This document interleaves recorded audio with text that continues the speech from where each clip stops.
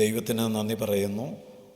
ഇന്നത്തെ വചനധ്യാനത്തിനായി സദൃശവാക്യം 1-ാം അധ്യായം 2 മുതൽ ഉള്ള വേദഭാഗങ്ങൾ നമുക്ക് വായിക്കാം. ജ്ഞാനവും പ്രബോധനവും പ്രാപിപ്പാനും വിവേകവചനങ്ങളെ ഗ്രഹിപ്പാനും പരിജ്ഞാനം, നീതി, ന്യായം, നേർ എന്നിവയ്ക്കായി പ്രബോധനം ലഭിപ്പാനും അല്പബുദ്ധികൾക്ക് സൂക്ഷ്മബുദ്ധിയും ബാലന് പരിജ്ഞാനവും വകതിരിവും നൽകുവാനും ജ്ഞാനി കേട്ടിട്ട് വിദ്യാഭിവൃദ്ധി പ്രാപിപ്പാനും ബുദ്ധിമാൻ സതുപദേശം സമ്പാദിപ്പാനും സദൃശവാക്യങ്ങൾ ഉതകുന്നു.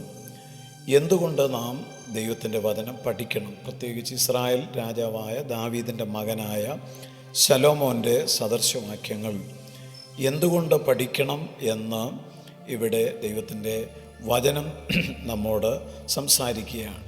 ചിലത് പ്രാപിക്കുവാനും ചില കാര്യങ്ങളിൽ പ്രബോധനം ലഭിക്കുവാനും വകതിരിവുണ്ടാകുവാനും വിദ്യാഭിവൃദ്ധി പ്രാപിപ്പാനും സതുപദേശം സമ്പാദിപ്പാനും നമുക്ക് കഴിയണം എങ്കിൽ തീർച്ചയായും ദൈവത്തിൻ്റെ വചനം നാം വിശ്വാസത്തോടെ സ്വീകരിക്കണം, പഠിക്കണം, വിശ്വസിക്കണം എന്നാണ് ദൈവം നമ്മോട് ആവശ്യപ്പെടുന്നത്.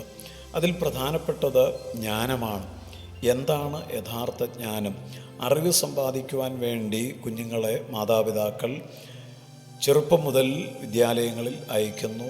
ഉന്നത പഠനത്തിനു വേണ്ടി, ഉപരിപഠനത്തിനു വേണ്ടി നല്ല നല്ല കോളേജുകളിൽ വിട്ടു പഠിപ്പിക്കുന്നു. അതൊക്കെ ഈ ലോകത്തിൻ്റെ ജ്ഞാനം പഠിക്കുവാൻ വേണ്ടിയാണ്. എന്നാൽ യഥാർത്ഥ ജ്ഞാനം എന്ന് പറയുന്നത് ഇവിടുത്തെ സർവകലാശാലകളിൽ നിന്ന് ലഭിക്കുന്നതല്ല, അത് ദൈവത്തിൽ നിന്ന് പ്രാപിക്കേണ്ടതാണ്. ജ്ഞാനമുള്ള ഒരു ഹൃദയം പ്രാപിക്കുവാൻ തക്കവണ്ണം ഞങ്ങളുടെ നാളുകളെ എണ്ണുവാൻ ഞങ്ങളെ ഉപദേശിക്കണമേ എന്നായിരുന്നു മോശയുടെ പ്രാർത്ഥന. തീർച്ചയായിട്ടും നാം ജ്ഞാനികൾ ആയിരിക്കണം. നാം അജ്ഞാനികളാകരുത്. ജ്ഞാനികളായി ബുദ്ധിഹീനരാകാതെ സമയം തക്കത്തിൽ ഉപയോഗിപ്പാനാണല്ലോ ദൈവത്തിൻ്റെ വചനം നമ്മോട് ആവശ്യപ്പെടുന്നത്. ആരാണ് യഥാർത്ഥ ജ്ഞാനി?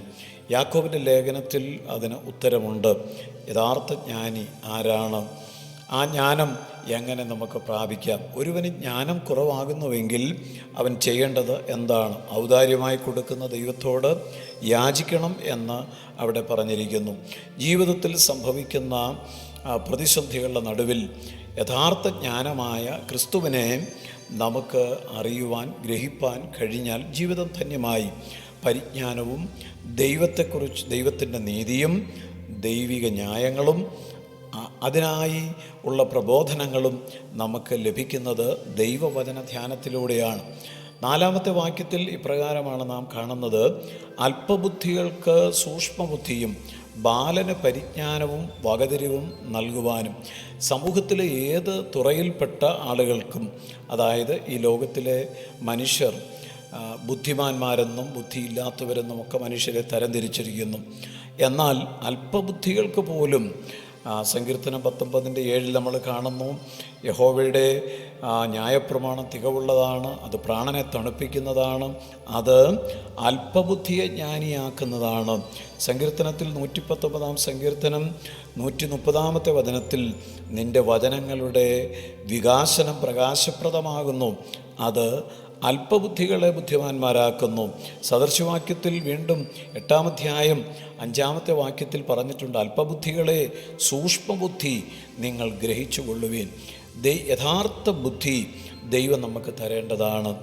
നിങ്ങൾ ബുദ്ധിഹീനരാകുന്നു എന്ന് കർത്താവ് പലപ്പോഴും ആളുകളെ സംബോധന ചെയ്ത് പറഞ്ഞിട്ടുണ്ട്. കർത്താവ് ബുദ്ധിയെ തുറന്നു എന്നൊക്കെ പറയുന്നത് യഥാർത്ഥത്തിലുള്ള ബുദ്ധിമാന്മാർ നമ്മൾ ആകേണ്ടതിനാണ്. ആരാണ് യഥാർത്ഥത്തിലുള്ള ബുദ്ധിമാൻ എന്ന് ചോദിച്ചാൽ അതിൻ്റെ ഉത്തരം ദൈവത്തിൻ്റെ വചനത്തിൽ നാം കാണുന്നുണ്ട്. പാറമേൽ അടിസ്ഥാനമിട്ട് വീട് പണിത മനുഷ്യനാണ് യഥാർത്ഥത്തിലുള്ള ബുദ്ധിമാൻ. വിളക്കോടുകൂടി എണ്ണ എടുക്കുന്നവനാണ് യഥാർത്ഥത്തിലുള്ള ബുദ്ധിമാൻ. ബുദ്ധിമാൻ്റെ യാത്ര മേലോട്ടാണ്, കീഴെയുള്ള പാതാളത്തെ ഒഴിഞ്ഞു പോകുന്നവനാണ് യഥാർത്ഥ ബുദ്ധിമാൻ. അല്ലാതെ ഫിസിക്സിലും കെമിസ്ട്രിയിലും മാത്തമാറ്റിക്സിലുമൊക്കെ 100-ൽ 100 മാർക്കും വാങ്ങിച്ച ആളുകളല്ല ഈ ദൈവത്തിൻ്റെ ദൃഷ്ടിയിൽ യഥാർത്ഥ ബുദ്ധിമാൻ. നാളെ സംഭവിക്കുവാൻ പോകുന്ന കാര്യങ്ങളെക്കുറിച്ച് തിരിച്ചറിഞ്ഞിട്ട് അതിനെ പ്രതിരോധിക്കുവാൻ വേണ്ടി ഇന്ന് തന്നെ അതിൻ്റെ പരിഹാര മാർഗങ്ങൾ തേടി അത് ക്രമീകരിച്ച് ജീവിക്കുന്ന വ്യക്തികളാണ് യഥാർത്ഥ ബുദ്ധിമാന്മാർ. ദൈവസ്വർഗത്തിൽ നിന്ന് നോക്കുന്നത് ബുദ്ധിമാന്മാരായിട്ടുള്ള മനുഷ്യരുണ്ടോ എന്ന് കാണുവാൻ വേണ്ടിയാണ്. യഹോവ സ്വർഗത്തിൽ നിന്ന് നോക്കുന്നു, ദൈവത്തെ അന്വേഷിക്കുന്ന ബുദ്ധിമാൻ ഉണ്ടോ എന്ന് അവൻ അന്വേഷിക്കുന്നു. ദൈവത്തെ അന്വേഷിക്കുന്നവനാണ് ബുദ്ധിമാൻ. അല്പബുദ്ധികൾക്ക് സൂക്ഷ്മബുദ്ധി ലഭിക്കുന്നു, ബാലന് പരിജ്ഞാനവും വകതിരിവും ലഭിക്കുന്നു.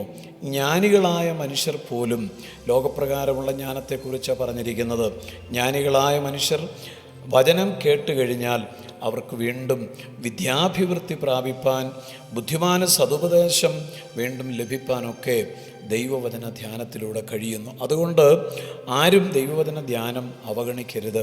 വചനം പഠിക്കുന്നതിന് വേണ്ടി സമയം കണ്ടെത്തണം. അതിൽ നിന്ന് ആരും ഒഴിഞ്ഞിരിക്കരുത്. തീർച്ചയായും നമ്മുടെ ജീവിതത്തിൻ്റെ വഴികാട്ടിയായി, കാലിന് ദീപമായി, പാതയ്ക്ക് പ്രകാശമായി, പ്രാണൻ്റെ തണുപ്പായി ദൈവത്തിൻ്റെ വചനം നമുക്ക് ദൈവം തന്നിരിക്കുന്നു. അത് അനുഭവിക്കുവാൻ, അത് അവകാശപ്പെടുത്തുവാൻ നമ്മുടെ സമർപ്പണം ആവശ്യമാണ്, നമ്മുടെ വിശ്വാസം ആവശ്യമാണ്, നമുക്ക് ഒരു ദാഹമുള്ള ഹൃദയം ആവശ്യമാണ്. പരിശുദ്ധ പിതാവേ, അങ്ങയുടെ വചനത്തിനായി സ്തോത്രം. അപ്പത്തിനായിട്ടുള്ള വിശപ്പോ വെള്ളത്തിനായിട്ടുള്ള ദാഹമോ അല്ല, ദൈവവചനം കേൾക്കുവാനും വിശ്വസിക്കുവാനും അനുസരിക്കുവാനും ഉള്ള ഒരു വിശപ്പും ദാഹവും വചനം കേൾക്കുന്ന എല്ലാവർക്കും നൽകണം. ക്രിസ്തുയേശുവിൻ നാമത്തിൽ തന്നെ, ആമേൻ. യേശുവേ പോലെയാകുവാൻ, യേശുവിൻ വാക്കു കാക്കുവാൻ, യേശുവേ നോക്കി ജീവിപ്പാൻ, ഇവയെ കാക്ഷിക്കുന്നു ഞാൻ. യേശുവേ നോക്കി ജീവിപ്പാൻ, ഇവയെ കാക്ഷിക്കുന്നു